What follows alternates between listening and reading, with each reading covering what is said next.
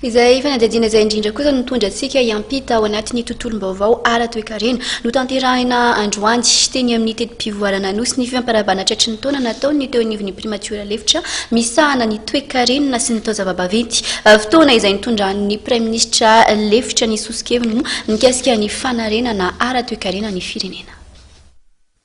Tao tsaratra ny taona 13 nefa nahitambokatra ihany noho ny ezaka izay natao raha nivolazan'ireo izay nifandimby nandray fitenena nandritry ny lanonana fifampiarahabana tratry ny taona nataon'ny Primatiora Lefitra misahana ny Toe-karena sy ny indostria izay Notanterahana androany teto amin'ny trano ny teti-pivoarana Anosy. Taona iandrandrana zavatra mahafinaritra ny taona 14 raha nambaran'ny Praiministra Lefitra ary misy ny tolo-kevitra narosiny mba anarenana ny Toe-karena.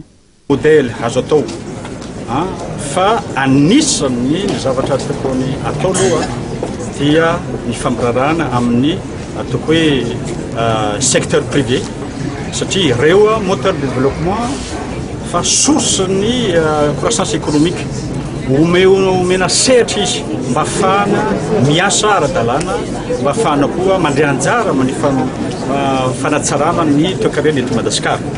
Zay no resahako teo. Kanefa reo teo raha ohatra tsy tafapetraka le atoko hoe le paix sociale, la paix sociale sy ny sécurité sarotra mpanao investissement manao an'izany. Ary zay no mahatonga tokony ho hisy ny fomba rehetrarehetra mba ahafahana atoko hoe mametraka zay atoko hoe paix zany, la paix sociale sy ny sécurité.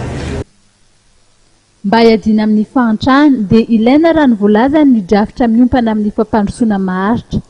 Tokony homena lanja ny liberalisme na ny fanalalahana sy ny fidirana amin'ireo rafitra ara-toekarena maneran-tany.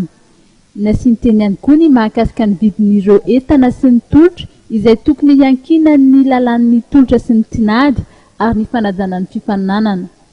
Zava-dehibe hoy ny Praiministra Lefitra miadidiny Toe-karena sy ny indostria ny fiverenany amin'ny ny fifandraisana amin'ny fianakaviam-be iraisam-pirenena sy ireo mpamajibola.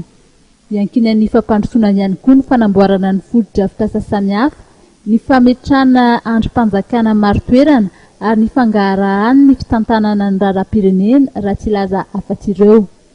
Nilaza ny heviny ihany koa izy mikasika ny mety ho fiarah-miasana aty amin'ny filovaovao ara-toekarena.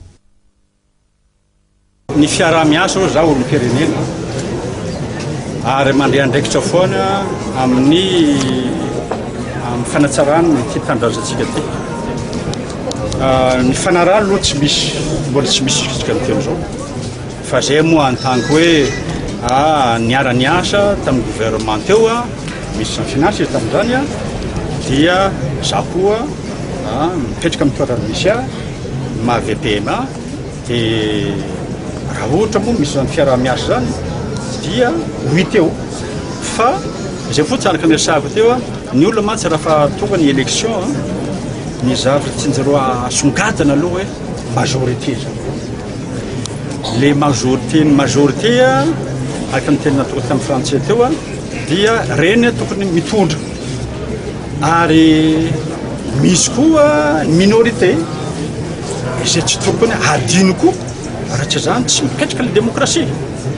Zay ngamba ny tiako resahana fa mino afa na dia misy atoko hoe critique atoko hoe ataony sasiny ary mety mampitantsena kely ny président de la république dia tokony havela aloha izy asa.